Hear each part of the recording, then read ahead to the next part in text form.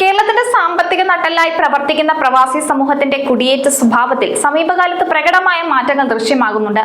പരമ്പരാഗതമായി മലയാളി തേടിയിരുന്ന വിദേശ തൊഴിൽ വിപണികളിൽ വലിയ തോതിലുള്ള കുറവ് രേഖപ്പെടുത്തുമ്പോഴും പ്രവാസ ലോകത്തെ കേരളത്തിന്റെ സാന്നിധ്യം ഇന്നും നിർണായകമാണ്. പ്രത്യേകിച്ച് മലപ്പുറം പോലുള്ള ജില്ലകളിൽ കുടിയേറ്റ നിരക്ക് കുറയുമ്പോഴും എറണാകുളം കേന്ദ്രീകരിച്ച് പുതിയൊരു തൊഴിൽ സംസ്കാരം വളർന്നു വരികയാണ്. കോവിഡ് കാലത്തെ പ്രതിസന്ധികളും വിദേശ രാജ്യങ്ങളിലെ കർശനമായ കുടിയേറ്റ നിയമങ്ങളും ലക്ഷക്കണക്കിന് ആളുകളെ ഇന്ത്യയിലേക്ക് മടങ്ങാൻ പ്രേരിപ്പിച്ചു എന്നത് ഒരു യാഥാർത്ഥ്യം തന്നെയാണ്. 2026 ഏറ്റവും പുതിയ കണക്കുകൾ പ്രകാരം കേരളത്തിൽ നിന്നുള്ള പ്രവാസികളുടെ കൃത്യമായ എണ്ണം, അതായത് നാട്ടിലേക്ക് മടങ്ങിയെത്തിയവർ, ഇതൊരു വലിയ ശതമാനം വരുന്നുണ്ട്. എങ്കിലും പല പഠനങ്ങളും സൂചിപ്പിക്കുന്നത് ഇത് 20 ലക്ഷത്തിലധികം വരുമെന്നാണ്. ഉപജീവന മാർഗം തേടി ജില്ലയിൽ നിന്ന് കടൽ കടക്കുന്നവരുടെ എണ്ണം കുറയുന്നുവെന്ന് കണക്കുകൾ പറയുന്നു. 10 വർഷത്തിനിടെ ജില്ലയിൽ നിന്നുള്ള പ്രവാസികളുടെ എണ്ണത്തിൽ 78,049 പേരുടെ കുറവുണ്ടായി. എന്നാൽ കോവിഡ് പ്രതിസന്ധി സമയത്ത് ഉണ്ടായിരുന്നതുപോലെ വിദേശ രാജ്യങ്ങളിൽ നിന്ന് വ്യാപകമായി പ്രവാസികൾ മടങ്ങി വരുന്നത് കുറഞ്ഞിട്ടുണ്ട്. എണ്ണം കുറഞ്ഞിട്ടും സംസ്ഥാനത്തെ ആകെ പ്രവാസികളിൽ 17% മലപ്പുറം ജില്ലക്കാരാണ്. സംസ്ഥാന സാമ്പത്തിക അവലോകന റിപ്പോർട്ടിലാണ് ജില്ലയിലെ പ്രവാസവുമായി ബന്ധപ്പെട്ട കണക്കുകൾ ഉള്ളത്.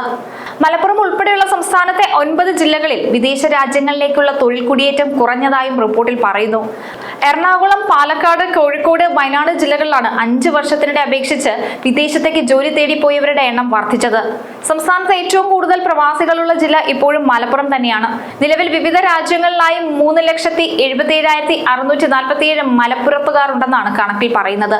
അവസാനമായി മൈഗ്രേഷൻ സർവേ നടന്നത് 2018 അന്ന് 4,06,054 മലപ്പുറം ജില്ലയിലെ പ്രവാസികളുടെ എണ്ണം. 2013 സർവേയിൽ ഇത് 4,55,696 ഉള്ളത്. 5 വർഷത്തിനിടെ 28,407 പേരുടെ കുറവുണ്ട്. 5 വർഷത്തിനിടെ പ്രവാസികളുടെ എണ്ണത്തിൽ ഏറ്റവും കൂടുതൽ വർധനവ് ഉണ്ടായത് എറണാകുളം ജില്ലയിലാണ്. 1,33,538 പേരാണ് ജില്ലയിൽ നിന്ന് ഇക്കാലയളവിൽ വിദേശത്തേക്ക് പോയത്. പാലക്കാടാണെങ്കിൽ 35,212, കോഴിക്കോട് 33,006, വയനാട് 169 എന്നിങ്ങനെയാണ് മറ്റ് ജില്ലകളിലെ വർധനവ്. വിദേശത്തേക്ക് വിദ്യാഭ്യാസത്തിനായി പോകുന്നവരുടെ എണ്ണത്തിൽ സംസ്ഥാനത്ത് 7ാം സ്ഥാനത്താണ് മലപ്പുറം. സർവേ റിപ്പോർട്ട് പ്രകാരം 15,310 പേരാണ് ജില്ലയിൽ നിന്ന് വിദേശത്തേക്ക് പഠിക്കാൻ പോയത്. ആകെ കേരളത്തിൽ നിന്നുള്ള വിദ്യാഭ്യാസ കുടിയേറ്റത്തിന്റെ 6.12% മാത്രമാണിത്.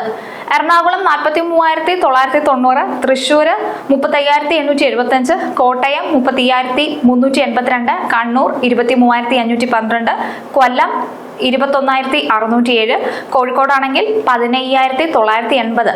ഇങ്ങനെയാണ് മറ്റു കണക്കുകൾ. 2023 18 ലക്ഷം മലയാളികൾ നാട്ടിലേക്ക് മടങ്ങിയെത്തി. 2018 ഇത് 12 ലക്ഷമായിരുന്നു.